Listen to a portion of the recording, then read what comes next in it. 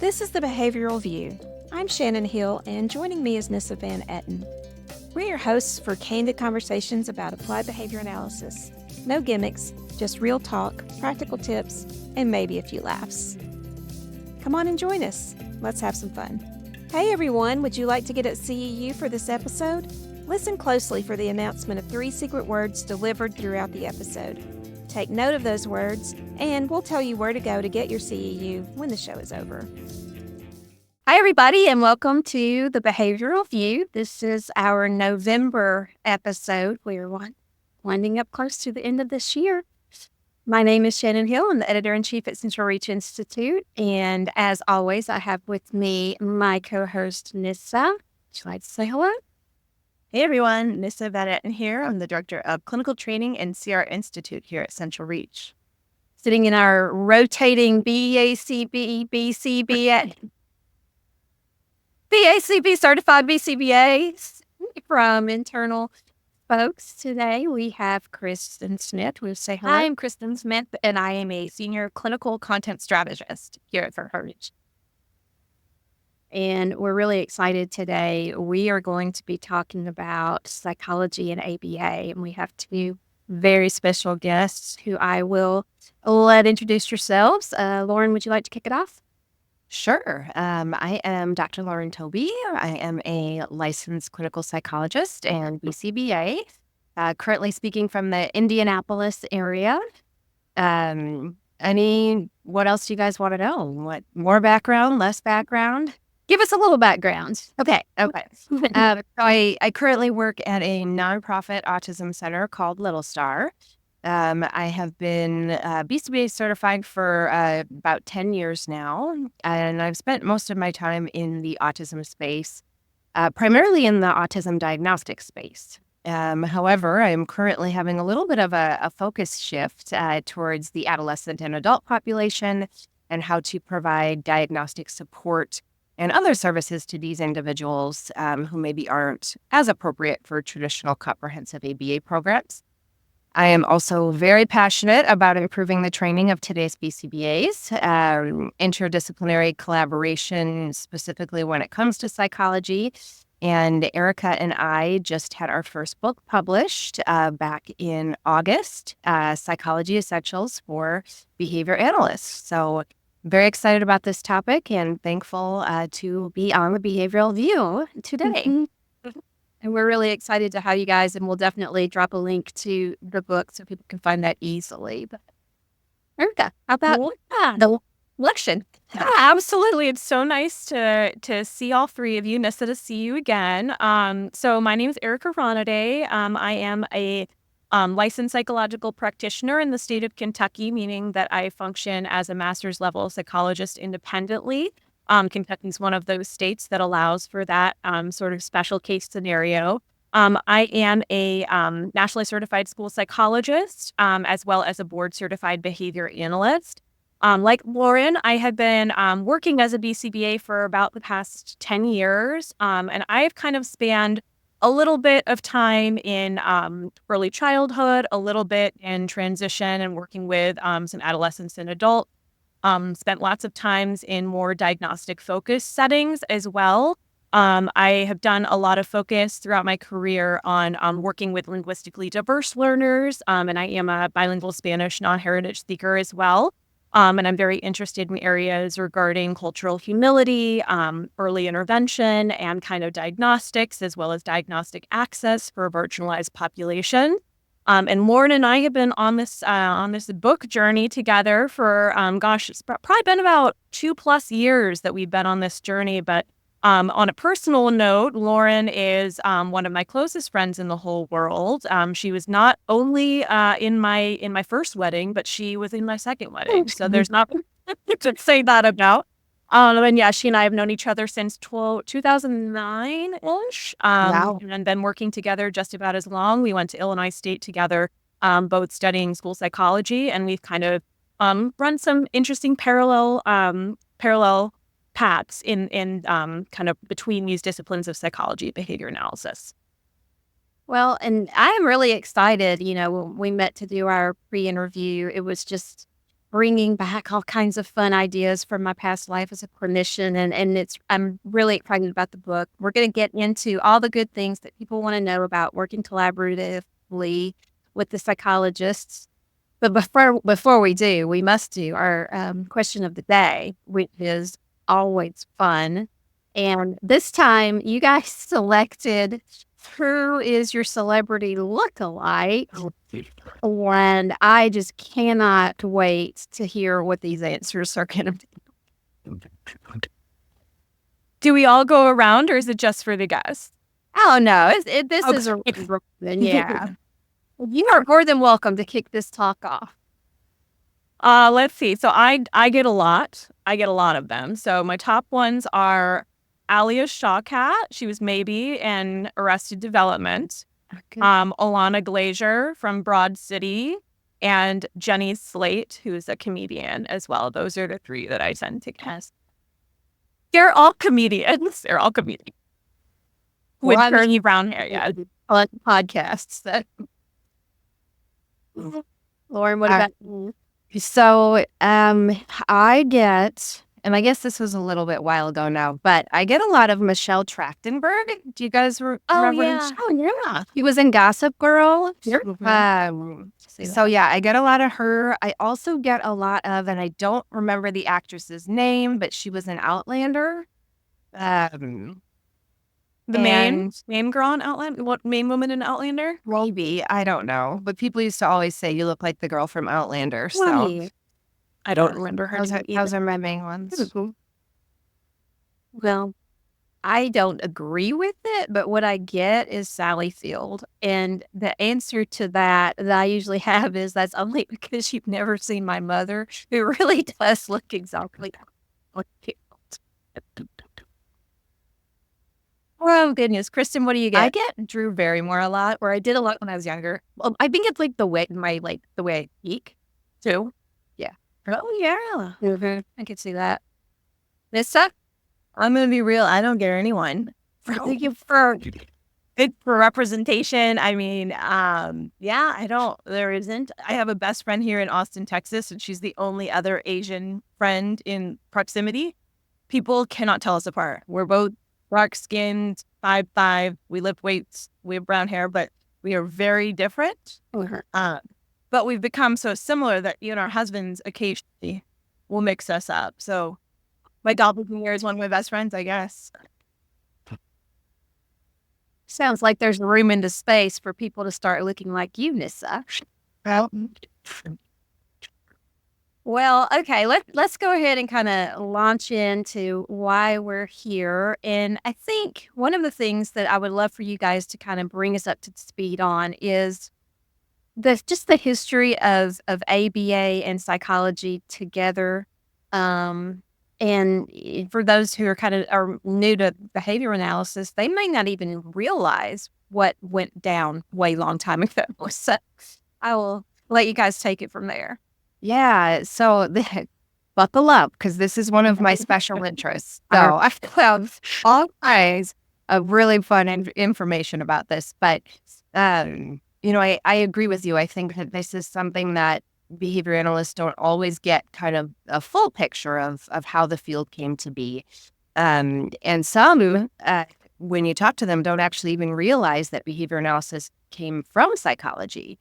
And many of the prominent names in the field that we credit with starting behavior analysis were actually psychologists. And so, it started back like 1913. You've got John Watson, and he publishes this article called Psychology as the Behaviorists Views It, where he basically tears psychology apart, cites all the mentalistic properties, and he puts out this call for, the separation of behavior psychology from the rest of the field, unless psychology, changes its viewpoints and abandons the study of consciousness. And so shortly after that, Skinner starts to kind of rise to fame, and he takes the experimental analysis of behavior and then he applies it to real world situations.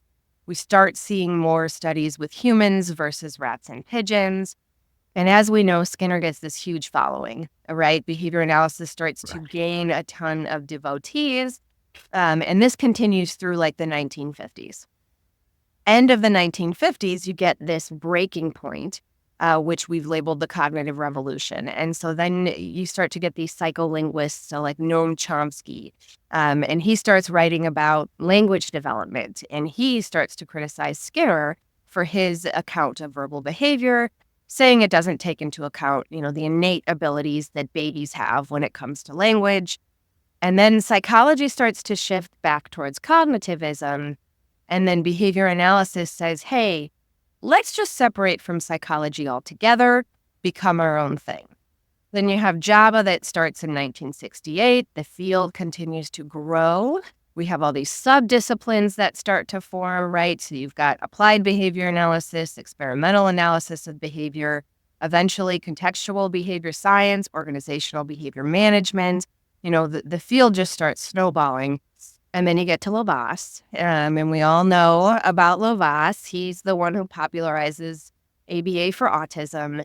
And then we see this shift where people realize, hey, we can monetize this, right? We can actually start to profit off of ABA therapy and some of what this science is doing.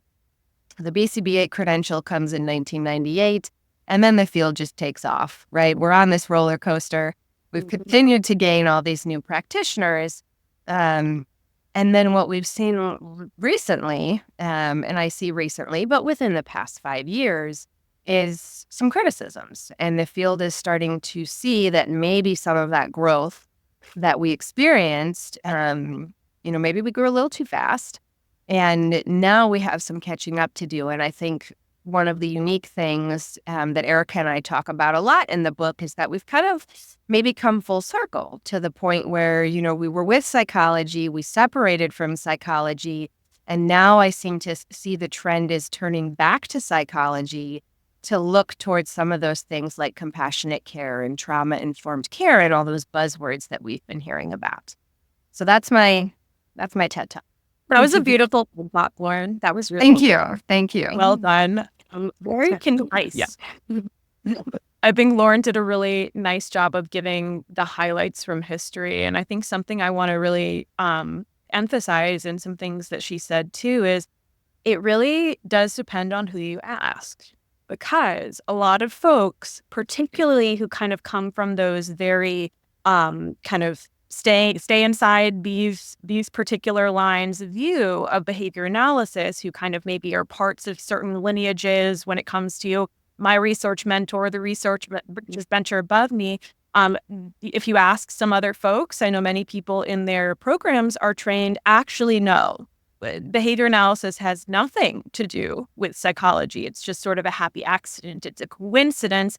Yeah, there were some kind of overlapping things in our history, but I think it's really important to kind of take a zoomed out look, but also keep in mind that you're going to get varying opinions based on, the philosophical interpretations that people have about why these things maybe have gone apart. And a big part of what we do in our social media, as well as in the book, is really try to emphasize how a lot of these gaps and these pieces that are now leading to these current criticisms really do have the foundations in kind of that initial breakup. We refer to it as a breakup, and now we're kind of talking a little bit about some reconciliation. Is there a way to bridge the gap between the delineation between behavior analysis as a natural science and psychology as a social science? Can you just stitch that up for me really quickly? I wish. That is such an important question. I don't know that I can quite so concisely stitch those together. I think that a lot of that also kind of goes to when you view behaviorism as a philosophical orientation versus kind of the experimental analysis of behavior versus the application of behavior. I think some of that answer is stitched into those 3 distinct sub-disciplines in behavior analysis. I think that when we're discussing any kind of human service, any kind of thing in which you are providing a service to other individuals, you're always going to have elements that don't neatly fit into that applied model or that philosophical orientation. So I think that is one way to look at it, is kind of let's look at the overarching theory of behaviorism. then let's look at what the experimental analysis is, and then let's look at the application. Do you have any other thoughts on that, Lauryn? Yeah, I like the way you set that up, because I do think the distinction is between, right, we have the theory, the science, and then the application. And I think it's the application piece where some of this, like Erica said, gets stitched up, because yeah, it's not an easy question. It's not No. an easy question for sure. And I don't think the answer is always clear either. But I do think it does have to do with moving from, the science to the discussion of the application of the science, which then is more of that social piece in nature, where it is, I think, more directly related to psychology. And I think a lot of that is also kind of what sometimes is referred to as the hidden curriculum. So the things that maybe aren't so overtly taught to us, but things that maybe in more psychology, social work practice are explicitly taught, but that we as behavior analysts maybe aren't taught, what we discuss as soft skills, or ways that you might interview, ways that you might kind of help your clients or your the individual you're working with come to those solutions themselves. And I think those are some of the gaps that we also try to fill in on a practical side in the book as well. Fantastic. And I don't know that if people realize this, but one of the reasons that we select the people that we select from within our ranks to join in particular episodes has to do with who they are and what they do in their background, what they do on their everyday. So, Kristen, I'm just, coming your way. I see your eyes like, where is she going with this? But one of the reasons that Kristen is sitting in with us is that she's got several expertise, but one of them in particular has to do with skills assessment and looking at outcomes assessments more broadly than just an individual behavioral target, right? And so there's so many different streams of work that we do, Nissa, with your work with compassionate care. And all of the soft skills and hidden curriculum things that you're talking about are things that I am working on right now for staff development purposes. So it just goes so broad in terms of it's so much more than just the philosophy of why humans do what they do. Those particular tasks that we do in behavior analysis do overlap a lot with social work, with psychology. And we all need to work together because many times we're working with the same person, right? Absolutely.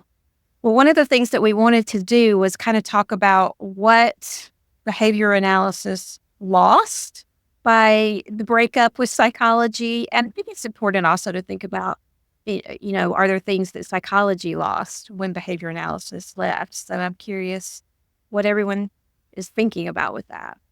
I know I've got opinions.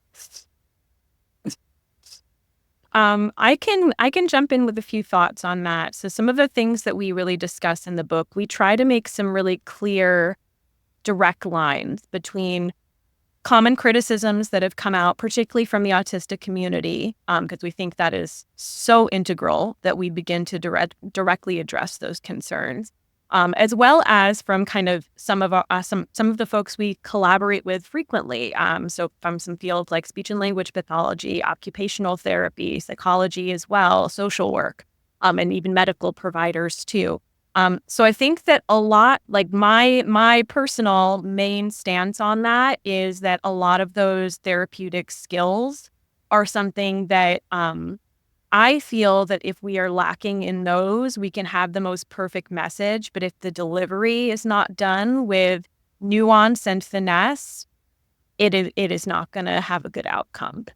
So that is one chapter that I worked on that really focuses on things like what are the aspects of active listening? How do you engage in things like motivational interviewing? What is the difference between pairing and authentic rapport? And that is one of the big things that comes up a lot from autistic advocates in the community is, pairing can feel so inauthentic. Pairing can feel so structured and so lacking in a lot of that authenticity. So really bringing in some other elements from, Carl Rogers, and even looking back a little bit to some Freudian stuff. Not that we're going to totally flip the scripts on getting anybody to be too psychoanalytic, But that for me was one of the biggest areas. And I think another one, I know one that Lauryn is very passionate about is child development.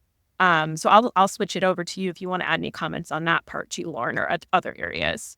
Yeah, I think for the way that Erica and I kind of perceived, right, this question, this what did ABA lose in the breakup from psychology, I think what it has translated to is the training gaps that we're starting to see in today's behavior analysts. And one of those gaps, like Erica mentioned, I believe is a really good understanding of not just child development, but human development. And, I don't believe today's young behavior analysts are getting really good foundational skills in what does typical child development even look like? How do we know if you have a learner who's presenting to you with certain behaviors, is that atypical or is it just a normal part of child development? And, one of the best examples that I see with this is tantrums. There's a lot of clinicians who target tantrums in their behavior plans, reducing or eliminate. And depending on the age of your learner, tantrums could be a completely normal part of development. When you work with a neurotypical toddler, right, these things are expected. We're not trying to just, fix our 2-year-old's tantrums. They don't have the self-regulation skills. We know that's going to occur. Well, the same thing is going to be true of an autistic toddler. And so having that strong knowledge of how children typically develop, I think, is really important for practitioners who are going to be working applied in the field. And I just don't think that that area right now of child development is something that is taught as explicitly. And we kind of lost that from psychology.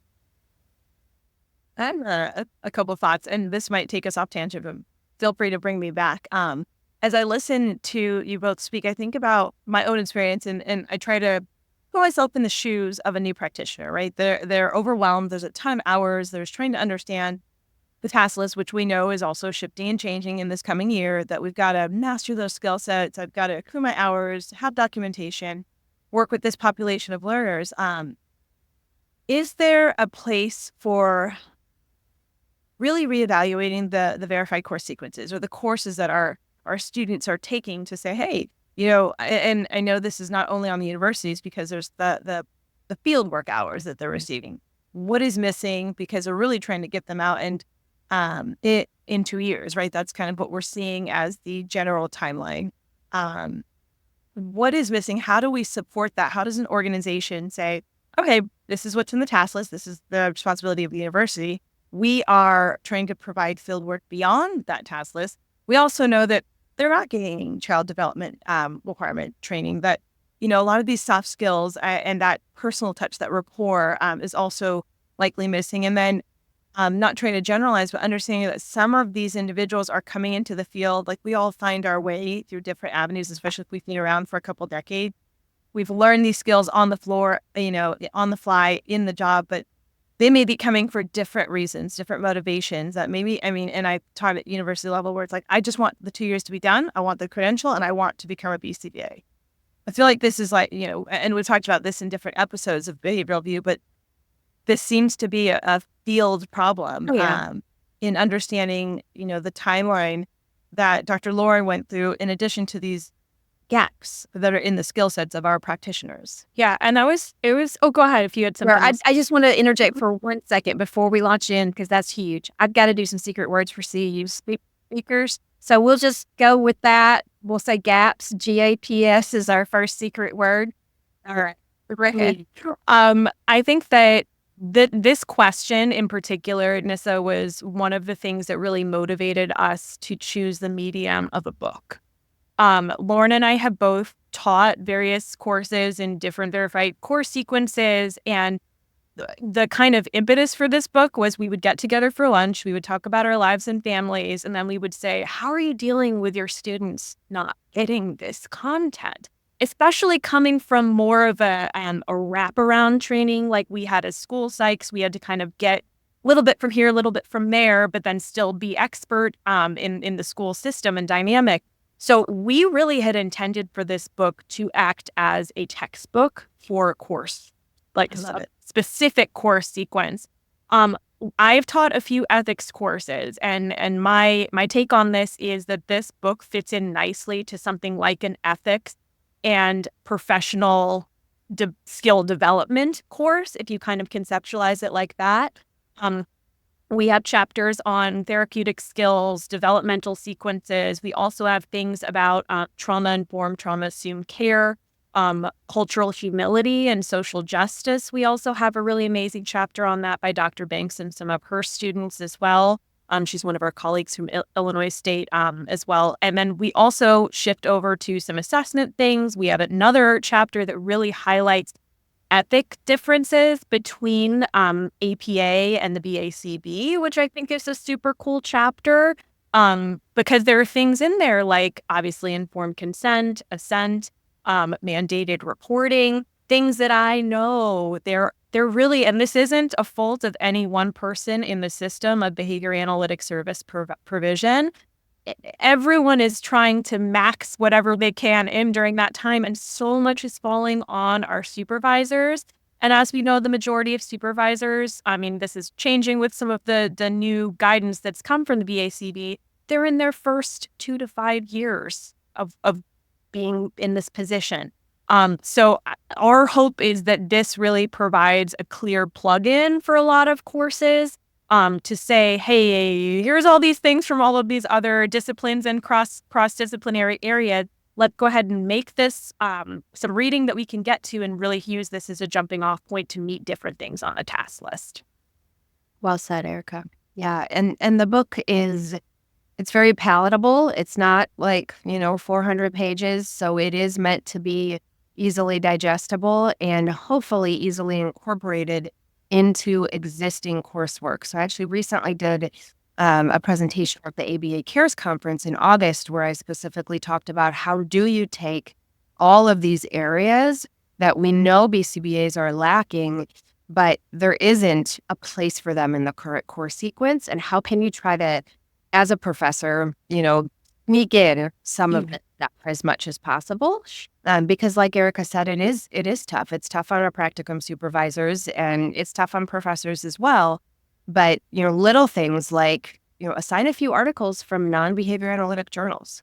That in and of itself is just a really nice, view for students into what a journal outside behavior analysis might be covering and might be what their research might look like. Yeah. I historically have incorporated, so I've taught research methods in the past and have been able to incorporate, a little bit extra on group design and group statistics, because that is obviously not always the focus within behavior analysis, but I think it can be so useful. So just little tiny things that you can do just to help make a difference. It doesn't move the dial all the way, but it starts, and it's a starting point. I think that's really important. I'm also teaching single case design, and one of the things that I find my students come to class with is an idea that it can't be evidence-based if there was a group design involved, Right. No. Well, there are just some ways in getting people to really be specialists that we don't do ourselves any service whenever we are unaware of what else is out there and how it contributes. Yeah. Completely. Yeah. And that's a big thing too. I think that when faculty members are sort of left to their own devices and have to seek these resources out, it's often hard to channel theoretical orientation of that paper into a way that is a little bit more palatable to students in your class. So we try in each chapter to sort of funnel it through, here's what behavior analysis has said about this. Here's what another field has said about this, and here's how we can synthesize those two. Every chapter kind of follows that formula for that reason, because it is a lot to mash together. Yeah. Yeah. Kristen, I want to give you some room before your mouth moving. So many thoughts. Relevant to this specific conversation, I spend a lot of time developing our parent training content at CentralReach, and I actually feel like that's an area where what you're saying is where we have fallen down the most. Because psychology, social work, we've already done the work. The research is there. And it's in behavior analytic literature, but not anywhere near the extent it is in other fields where that's literature that we can consume and use it to refine our practice. And so every time I give a presentation, I'm like, the majority of the citations on the list are not from behavior analytic journals. And that's actually doing a service to all of us to like, I would say like, we're like little ostriches that put their head in the ground and look around and be like, what is already done? And then how do we like stand on the shoulders of that and then continue to grow? Because if we don't do that, then we're dating ourselves, right? Like we're back years when we could be where we are now. So I know. How many times have you heard me? Have you guys heard me scream? We did not invent a slurred. No. There's something not there. Or at least so true. I feel that way about compassionate care. I mean, every time I hear them talk about compassionate care, I'm like, behavior analysts didn't make this up. Psychology's been doing this forever. And we also don't have to start from zero, right? As we are building our skills, just like Kristen is saying, there's literature that's already been written to teach you how to do this. Maybe it's written in terminology you don't know, but that's something like what Nissa was saying earlier. As a counseling student, I had to learn all these different theoretical orientations. Then I had to have like a case study and then explain how each theoretical orientation would address it with their language. And that was so eye-opening to me to see what the differences are, but also how we're not different in many ways. We actually just label it differently. It's the different language. Yeah, absolutely. And it's that translation that's often needed completely.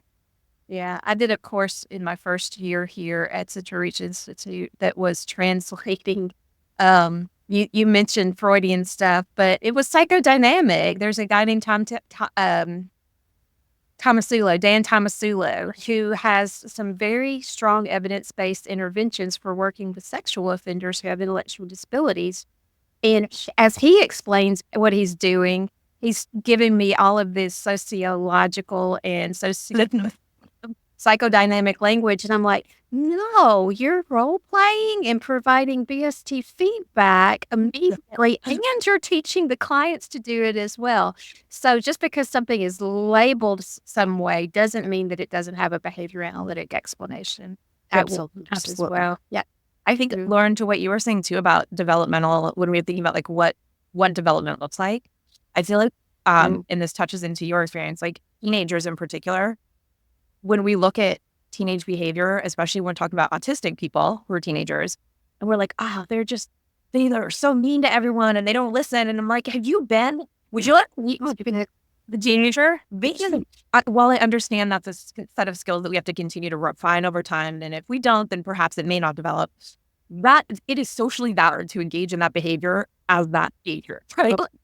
Yes. How people present, and to try to not acknowledge that, like, I think that's where we can call that social validity, right? Like, you're making sure that when we look at how other people this age are behaving and how our clients are behaving, what is outside of something we would expect to see and what is not from.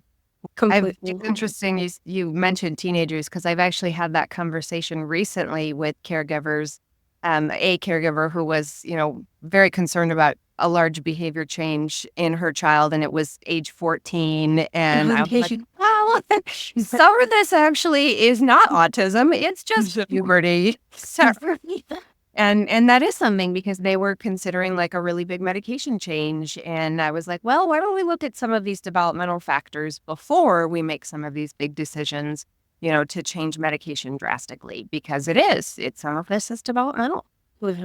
And doesn't mean it's like we don't want to change it. Like, there are lots of teenagers that hang out at Safeway that I would love to spend some time with, but y'all gonna think we're like conglomerate. They just go there after school. I don't know what they do. No, I missed Safeway. Where are you at? All right. So yeah, my other thought that as you were talking, both of you, was thinking about like how our model of service delivery is so different than any other related field. Like in psychology, we spend time on these skills, and then I'm not one of But then you're the frontline person interacting with families, where in urinalysis, we have these even sometimes like 2 or 3 tiered systems where I may work the most refined set, or I may be working on my own set of skills, but now I have to train someone who's actually the day-to-day person who also needs to have the soft skills and know that their mandatory reporting, like what that entails. And it was such a different, just a different model in terms of service delivery. And that was, as you were talking, I was thinking about that, how it makes it so much more complex. And then in terms of reimbursement, it's so different in terms of how we're reimbursed, and the people who are drawn to those frontline positions, it's such a transient position as well. Yeah. That's a really interesting point to kind of zoom out and think of it from like not only a business perspective, but just like a model of supervision. And Lauryn and I, as we're trained as school psychs, right now APA is kind of undergoing some of these considerations of what master's level psychs, such as myself, should have at a national level. So some states do have a master's level provider who is then still supervised by a PhD level. And then there's also testing technicians, which Lauryn, have you ever worked with testing technicians? Yeah. So, that's, it's interesting when you kind of zoom out and think of those, because I don't think that psychology as a discipline has figured what maybe the behavior analytics service delivery model has formalized so stringently. I think they're still kind of figuring that out, and it would be interesting to sort of compare what those supervision models are like, what we would consider, we all are very familiar with, it's the 40 hours and then, go on and do your thing, to work with the child. You're ready now after your 40 hours. But we would never think of doing something like that with like a master's level or even a testing technician. So that would be a really interesting comparison to look at too. I didn't even know that existed. You know what my Google search will be as soon as we're wait, what is the goal of a testing technician? Right. So testing technicians are diagnosticians. Or psychometrists. Yeah, psychometrists here. Yeah. I know Texas is a state that has a lot of those. In some states, school psychs are able to act as those. In some states, Indiana being one of them, where Lauryn lives, testing technicians, there's no requirement for there's just no requirement, but they typically are the individuals who are administering certain batteries of testing. And then the psychologist is the individual who kind of interprets the results. So it's an interesting comparison. Yeah. And there's a lot of controversy, I think, over all the different models. So I'm sure. Not too dissimilar, I suppose, from your analysis. Yeah, we're not the only ones who have growing pains, right? No, not at all. Well, kind of along the same lines, one of the things that I think in behavior analysis has been a big shift for me personally is shifting from my work was always with the intellectual disabilities population, and most of it was adult and adolescent. I like to say I worked my way backwards through the lifespan, but everything was such a shift had already occurred from the medical model to the social disability model in terms of providing services. And so it's kind of been a real whiplash-inducing thing for me to come into the world full force of ABA, especially autism services-based ABA, where we're running towards the medical model. And I'm just curious, is that happening in other areas and other disciplines as well? So I think that there's two sets of histories to unpack in that question. And the first being sort of just the disability rights movement and deinstitutionalization. So kind of in what you're saying with, all right, we went from that medical model of, okay, this there's something wrong with this individual. We need to cure the thing that's wrong. Let's put him in an institution and cure that thing. And then we slowly kind of desegregate. And then, we get individuals with intellectual disabilities and other neurodevelopmental disabilities integrated into the schools again. And then, in the 90s, we're getting them integrated back into the community. So, we're talking recently, we are still seeing a lot of that. But then you sort of have that parallel of what has gone on specifically in the autism community. And I say autism community rather than autistic community because it's majority caregivers who have been a part of this movement and shift.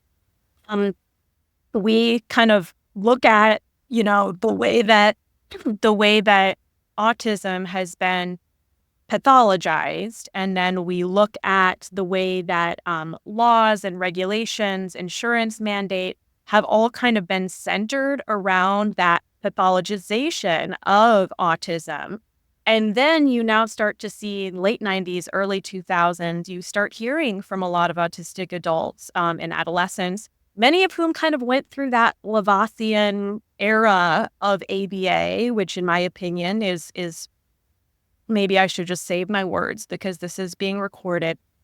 So I think that when you then start to hear from that, you start to learn more about the neurodiversity movement, the neurodiversity paradigm. And then finally we have that, okay, maybe it's not so much that something's wrong with autism or that autism is this disease disorder, but what are the systems surrounding it that are making that person disabled due to these neurological differences? So I think looking at those two in parallel raises a lot of questions and has a lot of, there's a lot of rich dialogue to have there. I don't know, Laura, do you have thoughts about like psychology when it comes to social versus medical? Because I do also see this going on, especially disorder by disorder. There are different places this stands. Yeah, I think it's happening in both fields, to be honest. I think something else that really has had an influence on this, unfortunately, is just insurance requirements.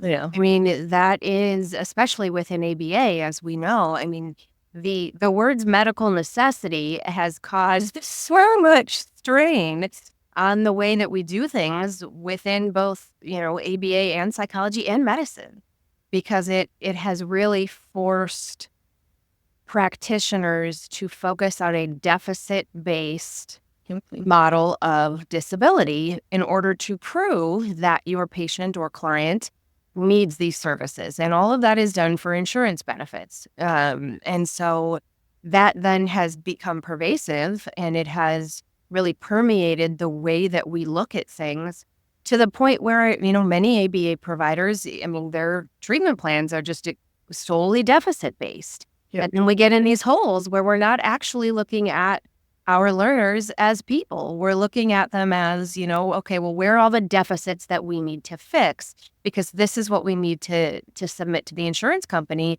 in order to get coverage for this service. So I think, unfortunately, that's had a really large influence on the whole focus on the medical model that we've really seen historically, that I do think now is shifting, luckily, to more of that social model and more strengths-based approach. Lovely. Let me do a secret word really quickly. Let's go with shift. SHIFT. Shift. A-T. You made me sad. I mean, you didn't make me. You're pretty. Wow. I mean, it felt so true. And I'm interested. What are the shifts that you're seeing that are giving you some hope?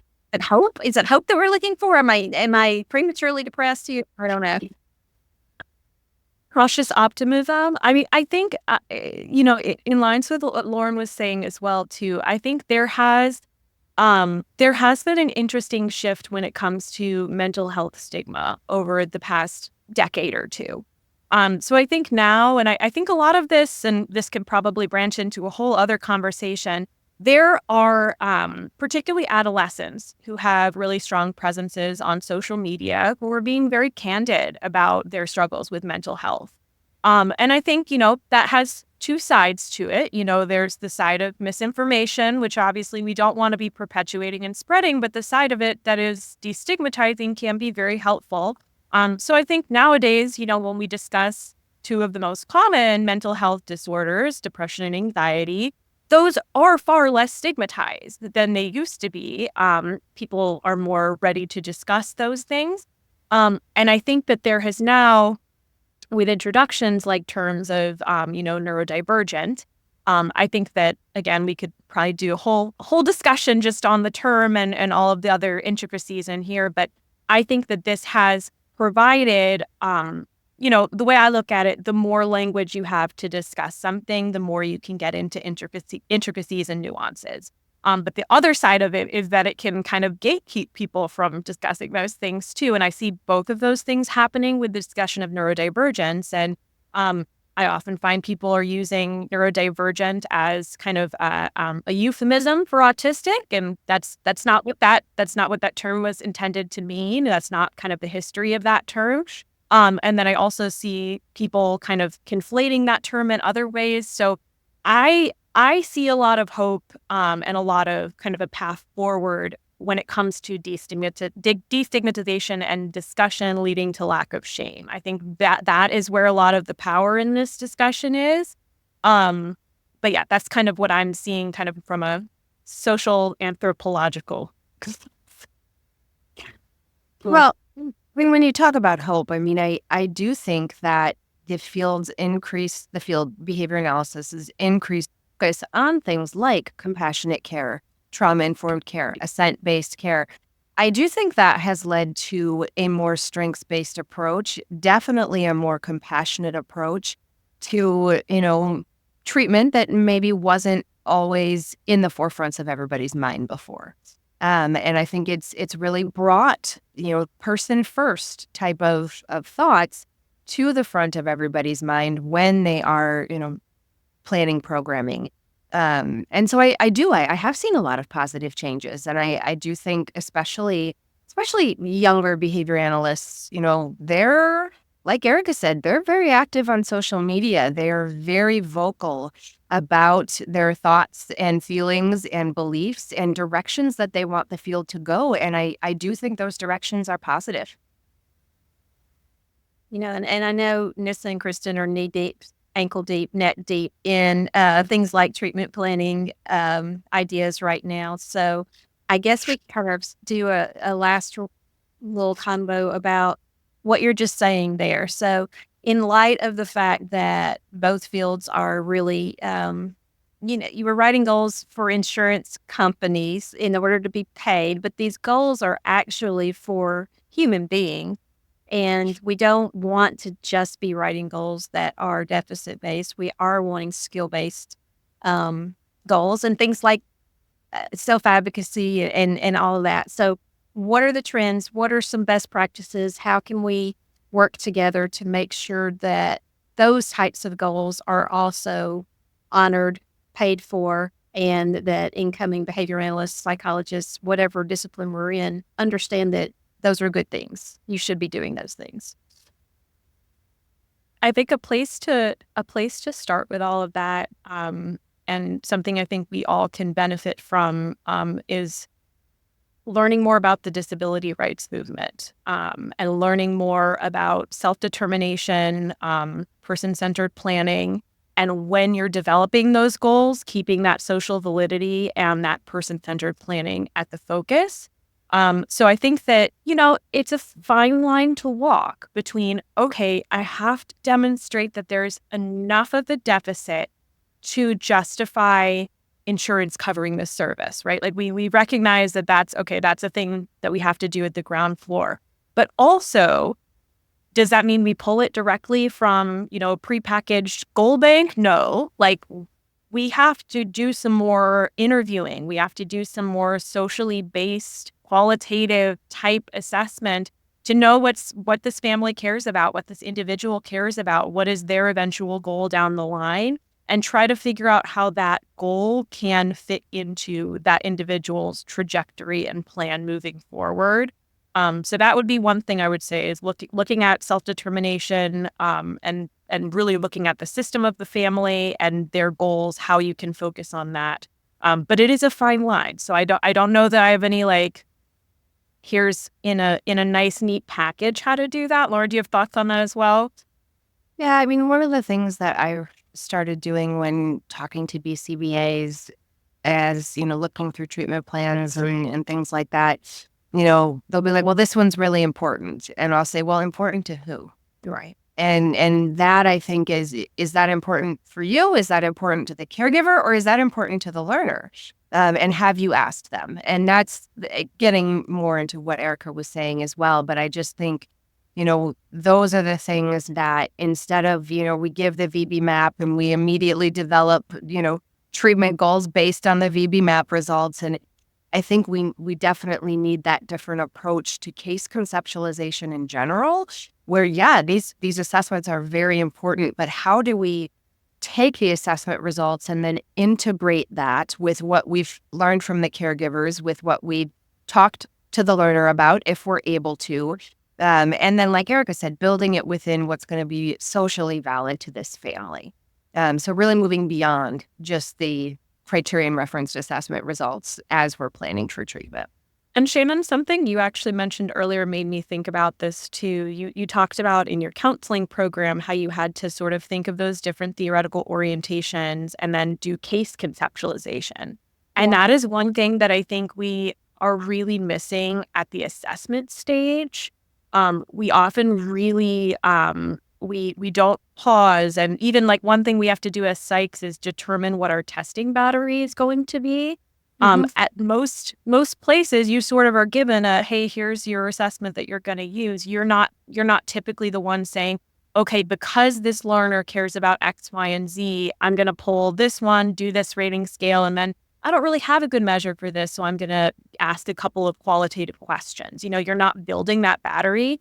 The goals that you make in a treatment plan are going to need to be directly linked to the kind of assessment that you do so that you can continue to replicate that and demonstrate growth.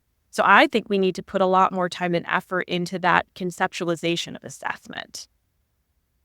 Have you guys seen the work of Rachel Taylor on risk-driven approach to case conceptualization? I've looked at a little bit of the work that she'd done on that. Yeah.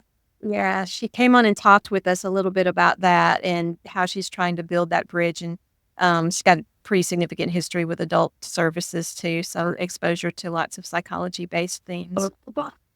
That's a really neat framework, and I think that that's one thing in that like risk-benefit analysis that we always discuss in ethics. I think that can be generalized to so many other stages. It would be really cool to see that throughout kind of the treatment process. Yeah, and Kristen's got a lot of work out there on how to choose your assessments based on what is the question.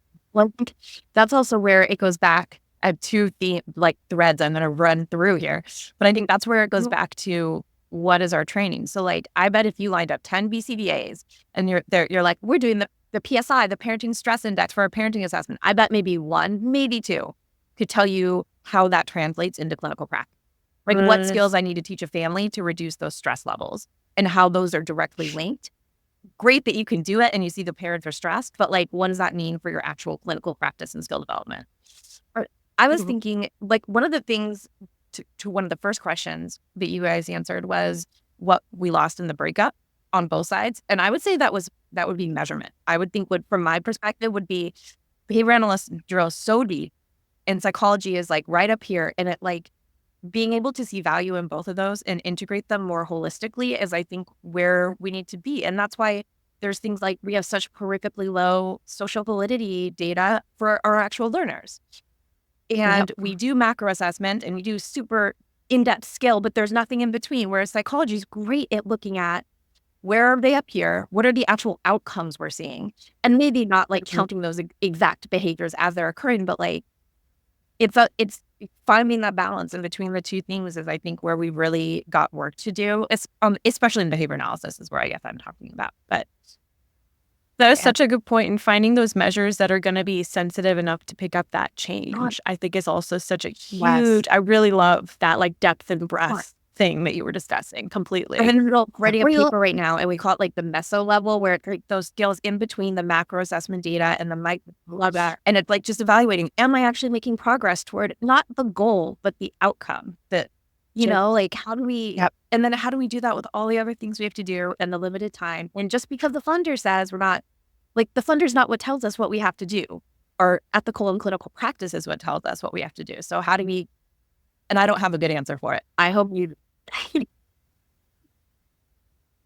I love that. A little bit Bronfenbrenner shout out there. At the That's so true. We, Lauren and I on our social media this month, we're trying to focus on family systems. So we're discussing a lot about family systems theory, and we just did a post the other day about family values. And I think that my answer is somewhere in kind of what you're discussing there. I think that another huge area that gives me hope in the field of the discipline of behavior analysis right now is the focus on clinical values. I love that we are starting to actually ask each other that question, because I think that you really need to know that before you are working in a position where they're dictating those clinical values to you, right? So I think that that's important. But those family values and recognizing, you can think of this like, the company values of the first company where I worked aren't my company values now, but they've impacted my company values now and my work values. And it's the same with family of origin versus chosen family. So I think that really understanding what those clinical values are, and you gotta also make sure that you're finding a provider or employer that jives with those, and that can be a really hard thing to find. So I think that's part of it, is finding those clinical values and where they align. We are coming up at the end of our time, and I have so many things that I didn't get to talk to you guys about. I want to talk about how a behavior analyst could take a psychological report and understand it and know how it applies to our work. I think another thing in terms of what Kristen was saying on we lost measurement, we lost psychometry into behavior analysis, so we don't even know how to judge what a good instrument is, or construct one in many ways. We stick to criterion reference, which is great, but the psychometrics underlying some of our biggest things are lacking, right? So anyway, there's a lot that I feel like we did not get to talk about today. I hope that maybe you can just drop some suggested readings that we can append for our folks, and maybe we will be able to get you to come back and do some deep dives in some of these, because we could go an hour on any of these topics. But the issue of standardized assessment versus criterion referenced assessment, and that's definitely an interest of mine in terms of bridging that gap between psychology and behavior analysis. And I know we don't have time, but would love to talk about it more in the future, because yes, I think behavioral analysts often we don't have the skill set to read and understand the standardized scores that you get from those reports. Right. I think a lot of times it's just like, yeah, we gave the Vineland. Okay, well, what did the results mean? I don't know. The graph is in the gray area, right? And so actually interpreting that correctly to be able to use it in your case conceptualization is a huge piece. So I agree. I think there's a lot to be said there. And we do have a chapter on that as well in the book. Yeah, we have chapter.